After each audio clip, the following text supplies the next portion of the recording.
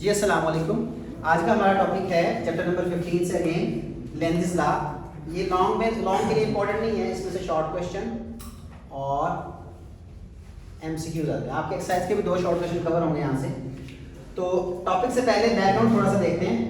हमने motional EMF वाला topic पढ़ा जिसकी ये डेरिवेशन है E = -dBl sin थीटा।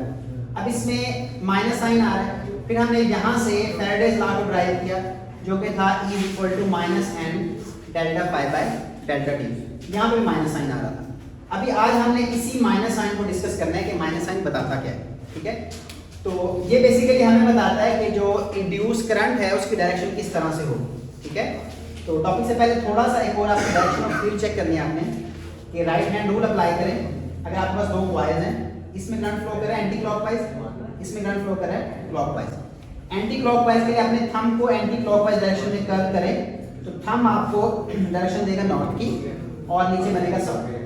इस तरह इस साइड पे आपने अपने थंब को उल्टी डायरेक्शन में क्लॉकवाइज डायरेक्शन में टर्न करना है अपने फिंगर्स को। थंब आपको नॉर्थ की डायरेक्शन देगा और ऊपर बनेगा साउथ। ये बेसिकली नॉर्थ और साउथ की डायरेक्शन फाइंड आउट करने का तरीका है कि आप राइट हैंड रूल को आपने कर्ल करना है, अपने फिंगर को कर्ल करेंगे, हम आपको नॉर्थ की डायरेक्शन देंगे। तो अब टॉपिक की तरफ चलते हैं। स्टेटमेंट क्या है, यही शॉर्ट क्वेश्चन में आती है स्टेटमेंट कि what is the statement of Lenz law. The direction of induced current, important है यहाँ पे करंट है not EMF, is always so as to oppose the change which cause the current. Induced current ने किस तरह से induce होना है, उसकी डायरेक्शन क्या होगी कि उसने चेंज को अपोज करना है। अब चेंज कोई भी हो सकता है, फिर दोबारा क्या है, उसने अपनी काज को अपोज करना है जिस वजह से करंट फ्लो कर रहा है। एप्लीकेशन क्या है कि it is used to find out the direction of induced current. आपसे पूछा जा सकता है एमसीक्यूज में कि लेंज़ लॉ हम क्यों यूज करते हैं, तो आपने बताना है कि लेंज़ लॉ हम यूज करते हैं to find out the direction of induced current. कुछ 2 पॉइंट है इंपॉर्टेंट वो आपने याद रखना है। पहला पॉइंट क्या है, this law is applicable on induced current not induced EMF. Induced current पे हम ये लॉ अप्लाई करते हैं। अगर इंड्यूस्ड करंट है इसका मतलब है वहां पे 2 चीजें होंगी, या तो सर्किट क्लोज होगा, ठीक है, और पोटेंशियल डिफरेंस भी होगा वहां, क्योंकि करंट को फ्लो करने की 2 रिक्वायरमेंट होती है, क्लोज सर्किट हो और पोटेंशियल डिफरेंस हो। दूसरा पॉइंट क्या है कि law obey the law of conservation of energy. ये एमसीक्यूज में आता है कि लेंज़ लॉ किस लॉ को ओबे करता है, ये ओबे करता है law of conservation of energy को। ये एमसीक्यूज है। तो ये शॉर्ट क्वेश्चन के लिए आपने यहाँ से लेके यहाँ तक लिखने काफ़ी हो जाएगा, ये एप्लीकेशन के साथ लिखते हैं तब भी काफ़ी हो जाएगा, और इसमें आप फार्मूला भी इंक्लूड कर दें तो अच्छी बात है। Is equal to -n ΔΦ/ΔT। Basically ये नेगेटिव साइन को ही साइंटिस्ट हेनरिच लेंज ने एक्सप्लेन किया था इन 1834 के अंदर। ये भी आपसे एमसीक्यूज में पूछा जा सकता है कि साइंटिस्ट का नाम क्या था। नेक्स्ट अब हम कुछ एक्सपेरिमेंट कर लेते हैं ताकि आपको आइडिया हो जाए कि किस तरह से इंड्यूस करंट अपनी काज को अपोज करता है। तो एक्सपेरिमेंट में पहला एक्सपेरिमेंट है कि एक कॉइल है जिसके सामने एक मैग्नेट है। आपने मैग्नेट को राइट डायरेक्शन में मूव करना है। आप इसको राइट डायरेक्शन में मूव करेंगे तो यहाँ पर फ्लक्स क्या होगा, इंक्रीज होगा। अगर फ्लक्स इंक्रीज हो रहा है तो इंड्यूस करंट ने अपने आप को इस तरह से ओरिएंट करना है कि वो उसने इस फ्लक्स को डिक्रीज करना है। अब डिक्रीज कैसे कर सकते हैं, ये इसका नॉर्थ पोल है, तो इसमें जो करंट प्रोड्यूस होगा उसकी ये वाली साइड हमेशा नॉर्थ होगी और ये वाली साइड क्या होगी, साउथ होगी, तभी तो उसको अपोज कर पाएगा। देखिए अपने फिंगर को कर्ल करें इस तरह से, तो जो थंब होगा वो आपको नॉर्थ की डायरेक्शन देगा। ठीक है, अब सेकंड केस देखते हैं। सेकंड केस में आपने मैग्नेट को बैकवर्ड मूव करवाना है लेफ्ट साइड पे। जब लेफ्ट साइड में मूव करवाना है तो फ्लक्स इसमें से कम होगा, फ्लक्स की जो वैल्यू है वो कम होगी। तो जो इंड्यूस करंट है उसने इसको कम नहीं होने देना, उसने इसको अपोज करना है। अब कैसे अपोज कर सकता है कि अगर इधर नॉर्थ है तो इधर उसका साउथ पोल बनना चाहिए। अब साउथ पोल कैसे बनेगा, आपकी जो करंट की डायरेक्शन है वो इस तरह से होगी, तभी इधर नॉर्थ बनेगा, इधर क्या बनेगा, साउथ बनेगा। तो यहाँ पे फ्लक्स इंक्रीज हो रहा था तो ईएमएफ उसको डिक्रीज कर रहा है, यहाँ पे फ्लक्स डिक्रीज हो रहा था तो ईएमएफ उसको क्या करेगा, इंक्रीज करेगा। तो ये 2 केस है। एक और छोटा सा एक्सपेरिमेंट है।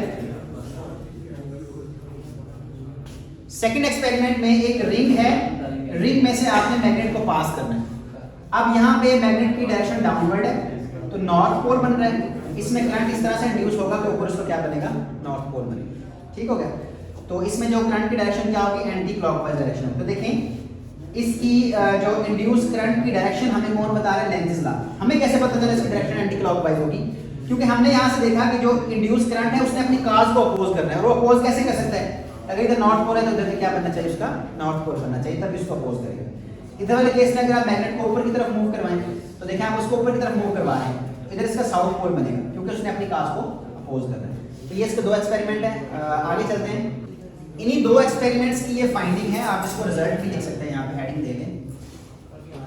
रिजल्ट में क्या है कि when cause is increasing flux the induced EMF will try to decrease it, हमेशा ही उसको डिक्रीज नहीं करेगा। दूसरा पॉइंट मैंने इसलिए मेंशन किया, when cause of induced EMF is decreasing, अगर फ्लक्स डिक्रीज हो रहा है तो इंड्यूस्ड करंट उसको ट्राई करेगा इंक्रीज करने की। हमेशा ये एमसीक्यू है, शॉर्ट क्वेश्चन है आपके एक्सरसाइज का कि क्या इंड्यूस्ड EMF हमेशा अपनी काज को अपोज करने में उसके फ्लक्स को डिक्रीज करता है? नहीं, ऐसा नहीं है, हमेशा डिक्रीज नहीं करता, उसको इंक्रीज भी करता है।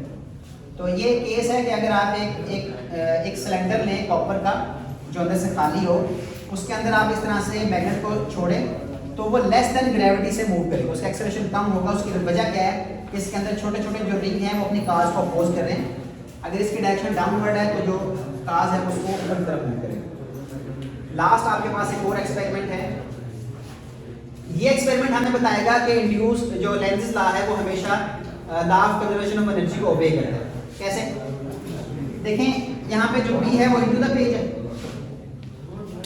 आपने दो रेल्स के ऊपर एक कनेक्टर को प्लेस किया हुआ है, ठीक है।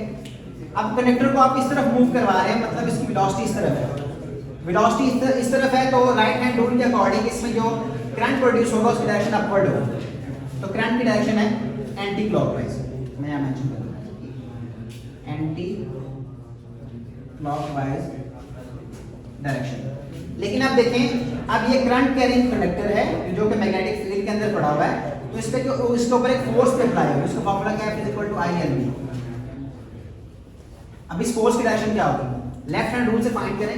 आपके first finger in the direction of magnetic field, middle finger in the direction of current, thumb आपको डायरेक्शन देगा फोर्स की डायरेक्शन। तो इस तरह इससे फोर्स लगी। देखिए आप कनेक्टर को इधर मूव करवा रहे हैं लेकिन जो फोर्स लग रही है वो इधर लग रही है, तो हमेशा अपनी काज को अपोज कर रहा है। तो इसलिए मैंने यहाँ पे मेंशन किया कि this induced current will always oppose the cause, so it is according to law of conservation of energy।